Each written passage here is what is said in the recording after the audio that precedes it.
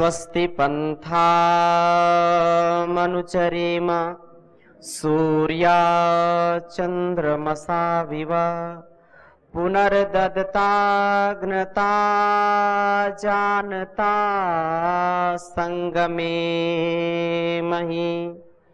ॐ संगच्छध्वं संवदध्वं सम्भो मनांसि जानताम् देवा भागम यथा पूर्वे संजानाना उपासते।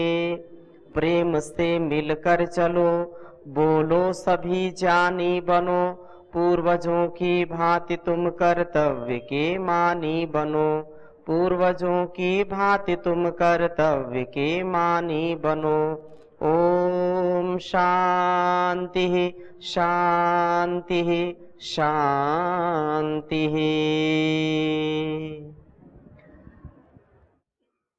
प्रातः स्मरणीय वंदनीय युग पुरोधा युग दृष्टा योग ऋषि परम पूज्य श्री स्वामी जी महाराज, आयुर्वेद शिरोमणि परम पूज्य आचार्य श्री जी महाराज, उनकी सूक्ष्म उपस्थिति को हम सब प्रणाम करते हैं। और इस विशेष गोष्ठी में, विशेष कार्यक्रम में आज आप अलग अलग जिले से भी सभी हमारे जिला प्रभारी, तहसील प्रभारी भी आए हैं और शिक्षा जगत से जुड़े हुए प्रधानाचार्य, प्राचार्य और निदेशक, संचालक, आप सब यहाँ उपस्थित हैं, विद्या के उपासक हैं। आप सबको मैं हृदय की गहराइयों से बहुत बहुत प्रणाम करता हूँ। श्रद्धामयी मातृशक्ति को हृदय की गहराइयों से प्रणाम करता हूँ। हमारे राज्य प्रभारी, हमारे राज्य कार्यकारिणी के सदस्य जिन्होंने इस कार्यक्रम को आयोजित किया है, पूरा पुरुषार्थ किया है। और क्योंकि पहला कार्यक्रम मुंबई में था, 2 दिन का कार्यक्रम था, वहां से हमारे आदरणीय सुरेश जी, आदरणीय हमारे पोपटराव जी कदम, वो भी साथ में आए हैं, तो उनका भी स्वागत है, अभिनंदन, एक बार जोरदार अभिनंदन करें। हमारे राज्य प्रभारी आदरणीय बापू पारलकर जी, आदरणीय हमारे अतुल जी, अविनाश जी, आदरणीय उदयवाणी जी, और यहाँ राज्य कार्यकारिणी में आदरणीय चंद्रशेखर जी, और सभी यहाँ पर जो एकत्व से सहअस्तित्व के साथ सेवा समर्पण का, योग का कार्य कर रहे हैं। पुणे जैसे महानगर में एक स्तंभ के रूप में जो तन से, मन से, धन से सदा परम पूज्य स्वामी जी महाराज के आदेश, उपदेश, संदेश के साथ वो लगे रहते हैं, ऐसे हमारे आदरणीय रमेश जी, एक बार जोरदार अभिनंदन करें।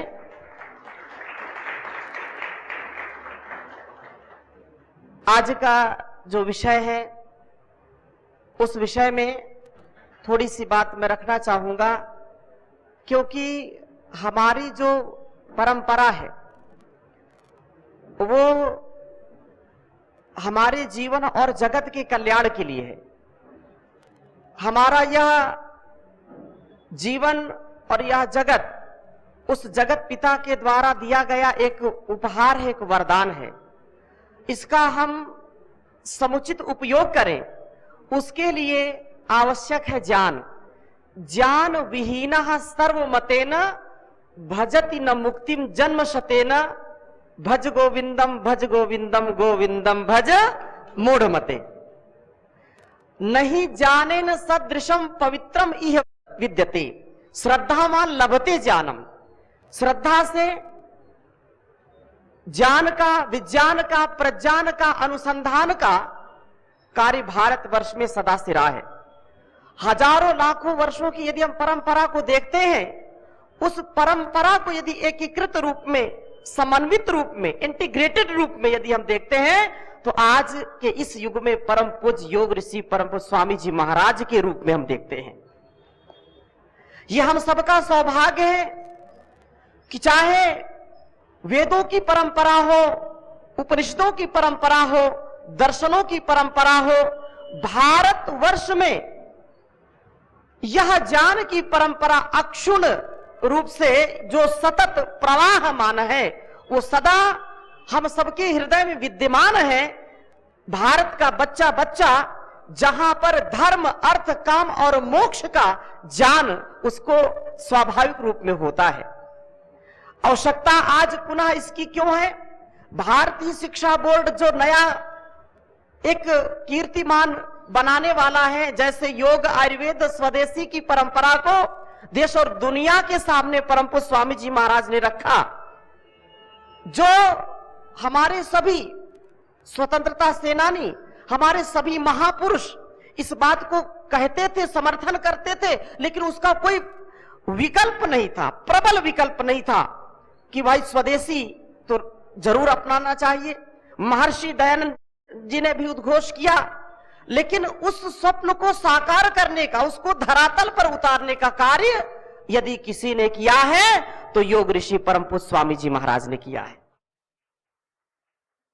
योग, आयुर्वेद, चिकित्सा की क्रांति के बाद, स्वदेशी की क्रांति के बाद यह शिक्षा की क्रांति, जो वास्तव में मानव को बनाने का कार्य करने का, हमारे युवाओं में, युवतियों में, हमारे बच्चों में अपने निजता के प्रति, आत्म कल्याण से विश्व कल्याण के लिए जो तथ्य, सत्य, जो तात्विक ज्ञान है, जो वास्तविक ज्ञान है, उस तात्विक वास्तविक ज्ञान को एकत्व के साथ, सह अस्तित्व के साथ, सह बंधुत्व के साथ पूरा करने का कार्य शिक्षा ही कर सकती है।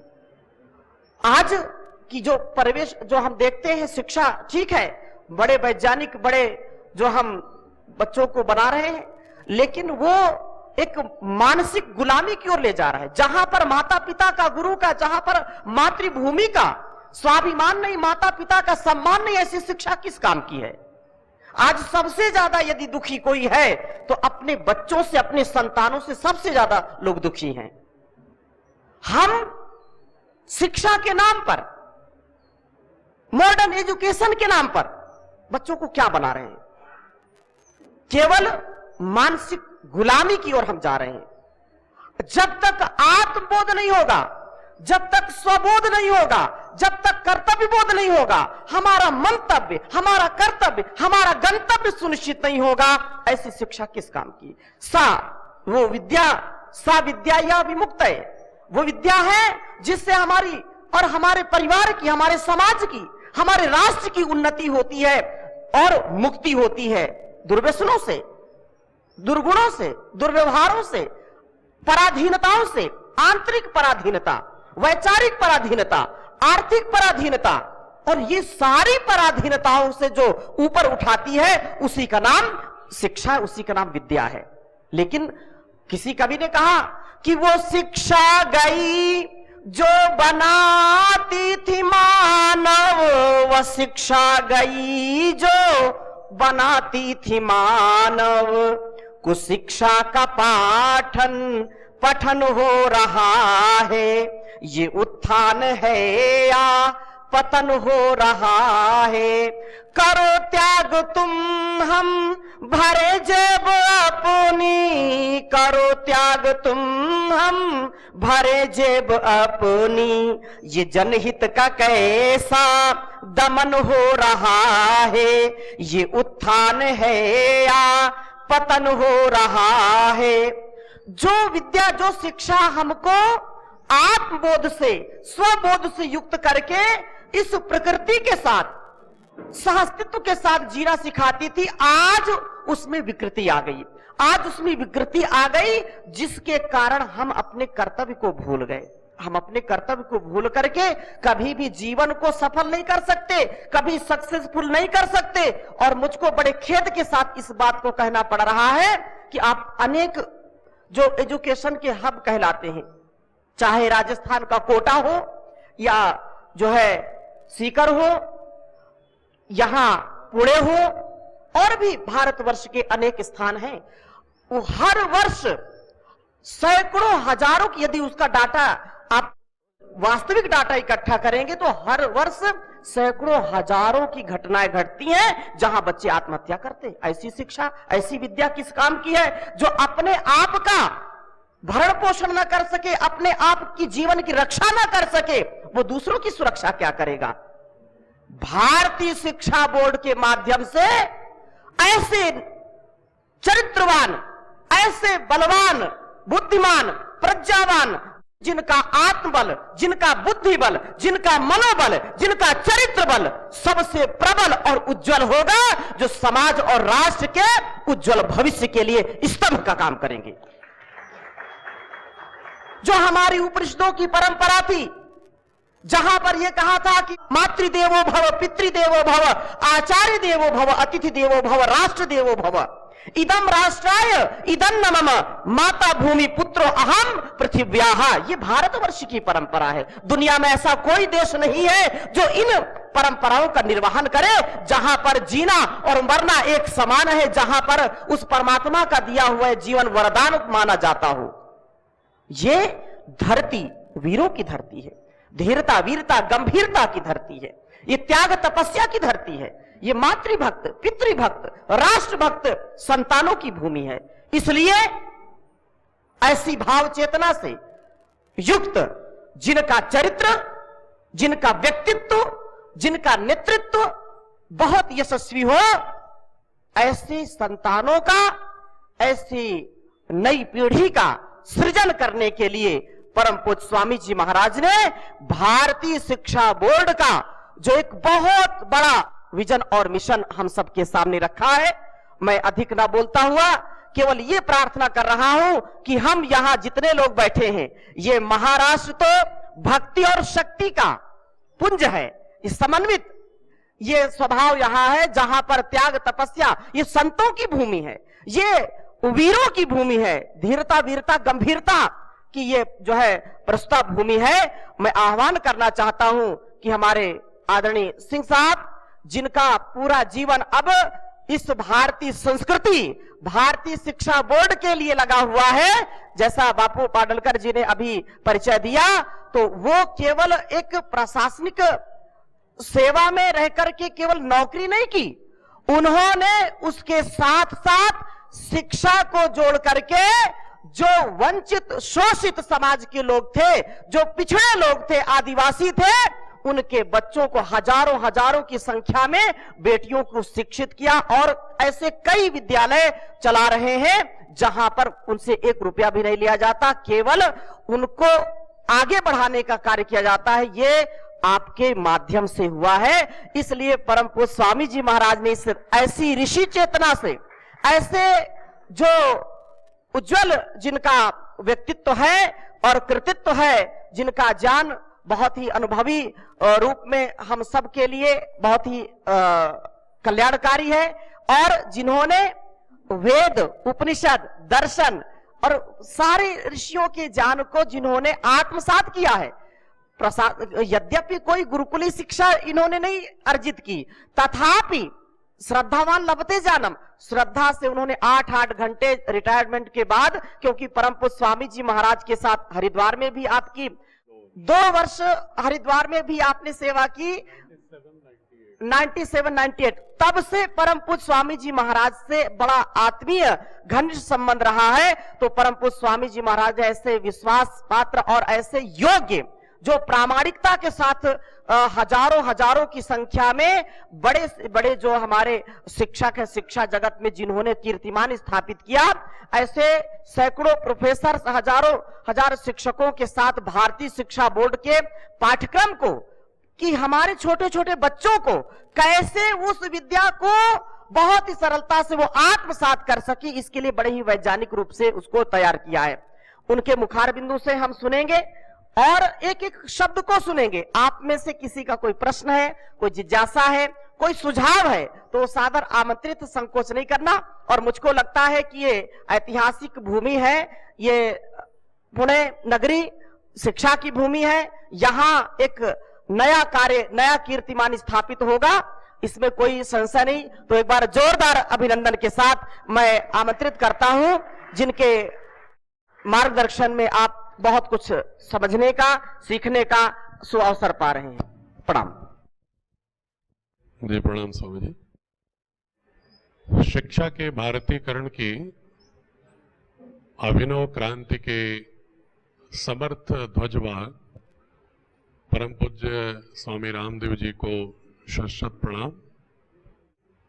भारत के उन तमाम ऋषि परंपरा के आचार्यगण को प्रणाम, जिनके माध्यम से पूरे विश्व में शिक्षा के एक संस्थागत स्वरूप आदर्श गुरुकुलों के रूप में हजारों साल पहले स्थापित हुआ। साथ ही यहां पर उपस्थित सभी मां शारदा के योग्य समर्थ साधकों को भी हृदय से बहुत बहुत नमन। ये धरती हिंदवी स्वराज के उद्घोषक छत्रपति शिवाजी महाराज की कर्मस्थली रही है, इसलिए उनकी प्रेरणा को नमन। और शिक्षा के क्षेत्र में भी वंचितों और महिलाओं के लिए पूरे देश में एक अग्रणी भूमिका निभाने वाली आदरणीय सावित्रीबाई फुले और रमा पंडिता की भी धरती रही है, इसलिए उन लोगों को भी बहुत बहुत नमन। और इस शैक्षणिक परिसर को और इस व्यवस्था को और यहाँ की धरती को नमन। पूज्य स्वामी परमार देव जी मात्र एक योग से जुड़े हुए व्यक्ति ही नहीं है जो हमारे साथ बैठे हैं, ये दर्शन, संस्कृत साहित्य, व्याकरण के प्रकांड विद्वान हैं और पतंजलि विश्वविद्यालय में प्राध्यापक हैं और ऋषि चेतना के साथ साथ भारत की ज्ञान परंपराओं में एक गहन अध्ययन और अभिरुचि आपकी है। इसलिए भारतीय शिक्षा बोर्ड की यात्रा में ये अपनी बहुत ही एक समर्थ भूमिका हमारे साथ निभा रहे हैं और आप सभी को प्रेरणा दे रहे हैं, इसलिए आपको भी नमन। और शिक्षा जगत से जुड़े हुए हमारे साथ जो भी लोग यहाँ पर उपस्थित हैं उनको पुनः बार बार नमन। सबसे पहले मैं भारतीय शिक्षा बोर्ड की प्रामाणिक वैधानिकता क्या है उसके विषय में आपको अवगत कराना चाहूंगा। पूज्य स्वामी रामदेव जी विगत 3 दशकों से ये प्रयास करते रहे कि योग, आयुर्वेद या स्वदेशी की जो धारणा पर जो उनका अभियान चल रहा था, वो चूंकि एक समर्थ प्रज्ञावान व्यक्तित्व हैं, तो उनके मन में यह स्पष्टता थी कि किसी भी समाज के संचालन का नाभिकीय तत्व क्या है, what is the nucleus of any social cultural evolution of any society, which are the key factors behind the metamorphosis of any social structure, cultural fabric and its evolutionary process in the right direction। तो आप सभी जानते हैं कि वो एक ही मत से आप सभी से सहमत होंगे कि समाज और संस्कृति के बदलाव की भूमिका या उसके विस्तार की भूमिका या उसके उद्भव की भूमिका के केंद्र में होता है विचार। जैसा विचार होता है वैसा ही व्यवहार होता है और वैसे ही हमारे समाज और संस्कृति का निर्माण होता है, उसका प्रवाह होता है। और विचार का निर्माण कहां से होता है? शिक्षा व्यवस्था से होती है, क्योंकि 14 वर्ष की उम्र तक मैं फिजिक्स का विद्यार्थी हूं मूलतः, न्यूक्लियर फिजिक्स स्पेशलाइजेशन रहा है मेरा। लेकिन जब पूरे विश्व की प्रमुख दार्शनिक धाराओं का अध्ययन करने का अवसर ईश्वर ने दिया, तो उसमें स्वाभाविक रूप से ये बात उभर के आती है कि 14 वर्ष की उम्र तक बच्चे का अवचेतन जो निर्मित होता है वही उसके पूरे जीवन के संचालन शक्ति के रूप में होती है. The subconscious always drives the whole life of the child.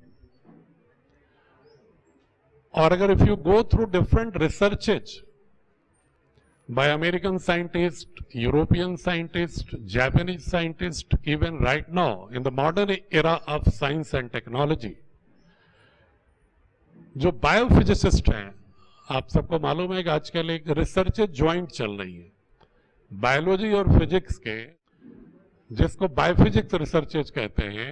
उनका शोध ये है कि गर्भ से 14-15 वर्ष की उम्र तक जो एक मानव शरीर है या मानव का जो अस्तित्व है, जो ह्यूमन एग्जिस्टेंस है, यह एक अल्फा, थीटा, बीटा और गामा वेव्स के रूप में है. वैसे तो जो फिजिक्स के लोग होंगे उन्हें मालूम होगा कि पार्टिकल फिजिक्स, जो सब एटॉमिक फिजिक्स है, आज के जो लेटेस्ट फिजिक्स का जो ब्रांच है एडवांस्ड, वो कहता है कि every particle in the cosmos is an oscillating wave between two opposite poles. ब्रह्मांड का प्रत्येक कण दो विपरीत ध्रुवों के मध्य नृत्य करती ऊर्जा है, कंपन है. हम सभी लोग जो यहां बैठे हैं या जो भी प्रकृति के जो भी घटक हैं, जड़ या चेतन, सभी मूलतः इलेक्ट्रोमैग्नेटिक फील्ड और उससे भी ज्यादा बृहत्तर एक एनर्जी फील्ड है. स्ट्रक्चर अलग हो सकता है but basically we are energy, ऊर्जा संघात है. और जब छोटे बच्चों का जो अध्ययन होता है रिसर्च में, 2006 की रिसर्च है ये, तो कहते हैं कि 0 से 4 साल तक वो अल्फा वेव्स की फ्रीक्वेंसी में बच्चे का पूरा एनर्जी फील्ड होता है. और इसी तरह से 4 से 8 में वो थीटा, 8 से 12 में वो बीटा और 12 से 16 में गामा एंड सो ऑन आगे बढ़ता रहता है. लेकिन जो कम उम्र वाली जो फ्रीक्वेंसीज हैं, हर्ट्ज हैं फ्रीक्वेंसी, ये पाया गया कि जो इन्वायरमेंटल सिग्नल्स, इंफॉर्मेशंस वो बच्चा पाता है इन स्टेजेज में, अल्फा से लेके गामा तक के अपने यात्रा में, एनर्जी के ट्रांसफॉर्मेशन की यात्रा में, उसकी ससेप्टिबिलिटी सबसे ज्यादा होती है. सबकॉन्शियस का निर्माण 14 वर्ष तक लगभग 95% हो जाता है. और जो कॉन्शियस माइंड है, जो हमारा सचेतन मस्तिष्क है, उसका निर्माण धीरे धीरे 14 वर्ष के बाद बेहतर होना शुरू होता है. लेकिन पूरी जिंदगी हम किससे निर्देशित होते हैं? सबकॉन्शियस. जो हमारा सबकॉन्शियस बन गया, इसके बाद हम परिपक्व मस्तिष्क से एक बौद्धिक साम्राज्य अपना खड़ा कर सकते हैं, आंतरिक बौद्धिक साम्राज्य, इंटरनल इंटेलेक्चुअल एम्पायर. बहुत बड़े बड़े विद्वान, बड़े बड़े प्रोफेसर्स, बड़े बड़े साइंटिस्ट, बड़े बड़े प्रीचर्स, वो अपना एक बौद्धिक साम्राज्य तो खड़ा कर सकते हैं. लेकिन आचरण की शुचिता, मूल्यों की पवित्रता, व्यवहार विज्ञान की आधार स्तंभ और नाभिकीय तत्व जो उसको जीवन भर उसकी संचालिका शक्ति के रूप में उस पर प्रवाह डालते हैं, प्रभाव डालते हैं, वह 14 वर्ष तक ही निर्मित हो जाता है. इसीलिए आप देखते हैं कि बहुत सारे बड़े बड़े लोग ऐसे ऐसे अपराध कर डालते हैं कि आपको आश्चर्य होता है कि इतना विद्वान व्यक्ति, इतना बड़ा उपदेशक, इतना बड़ा रिफॉर्मर इतनी घटिया हरकत कैसे कर सकता है. मैं किसी का नाम नहीं लूंगा, लेकिन बहुत सारे आप उदाहरण मिलेंगे. आप संत समाज में भी मिलेंगे, बौद्धिक समाज में भी मिलेंगे, शिक्षक समुदाय में भी मिलेंगे और आम जीवन में भी मिलेंगे. उसका कारण है कि उनका 14 वर्ष तक जो सुसुप्ता अवस्था जिसको हम कहते हैं, जो अवचेतन, और आज की भाषा में कहें विज्ञान की तो आर्टिफिशियल इंटेलिजेंस और की टर्मिनोलॉजी में हम कहें तो जो एल्गोरिदम कोडेड हो जाता है, कोडिंग हो जाती है, उसी को तो डिकोड करेंगे ना हम। तो जो हमारा एल्गोरिदम है वो 14 वर्ष तक जैसा बन गया वैसे ही हम रहेंगे। मूलतः अपने सचेतन मस्तिष्क से हम प्रायश्चित तो कर सकते हैं, अरे नहीं करना चाहिए था, एक कॉन्फ्लिक्ट होता रहता है मन में। बहुत सारे लोग ऐसे हैं, आप अपना अपना टटोलिएगा, हम सब लोगों के साथ जीवन में घटता है, कभी किसी घटनाक्रम में हमने कोई चीज छिपाया, परिवार के सदस्य से छिपाया, मित्र से छिपाया, तो मन में एक, जिसको हम कहते हैं ना कि कॉन्शियंस, एक अंदर से आता है खड़ा होकर के कि अरे ऐसा क्यों कर दिया, नहीं करना चाहिए था मुझे। बहुत सारे मैंने ऑफिसर्स को देखा है, बहुत पवित्र आत्मा कुछ ही सालों के बाद करप्ट हो जाते हैं, लेकिन अगर उनका संस्कार ठीक रहता है ना तो बौद्धिक उनका मानस तो कहता है कि ईमानदार रहना चाहिए, लेकिन बचपन में तो उन्होंने आस्ते सीखा नहीं। बचपन में उन्होंने जैन का पंच महाव्रत तो पढ़ा नहीं, अपरिग्रह नहीं जाना, पतंजलि के योग दर्शन का यम और नियम तो पढ़ा नहीं, उपनिषदों का एकत्व का बोध तो पढ़ा नहीं, सभी जीव जंतुओं और मनुष्यों में एकात्म भाव को तो आत्मसात नहीं किया। तो जब बड़ा होता है तो स्वाभाविक रूप से वह ऐसे अपराध कर डालता है जिसको उसका परिपक्व मस्तिष्क के नैतिक समुच्चय, मॉरल सेट्स, उसको प्रायश्चित तो करा देते हैं, लेकिन अपराध तो कर डालता है। तो मैं इसलिए इसकी बात कह रहा था कि सबसे महत्वपूर्ण है कॉम्पिटेंसी की बात। जब हम करते हैं तो हम सिर्फ उस कॉम्पिटेंसी की बात करते हैं। अगर आप एनसीएफ को भी पढ़ेंगे तो अब की बार एनसीएफ ने काफी अपने को करेक्ट किया है, अपने को ठीक किया है कि प्रारंभ में उन्होंने 13-14 वैल्यूज की बात की है अपने प्रीफेस में, कि आपको इन मूल्यों के साथ गढ़ना है। लेकिन उसमें भी अभी मैं बहुत ही विनम्रता से कहूंगा कि पंच महाकोशों की चर्चा तो कर दिया, तैत्तिरीय उपनिषद के अन्नमय कोश, प्राणमय कोश, मनोमय कोश, विज्ञानमय कोश, आनंदमय कोश की चर्चा तो कर दिया।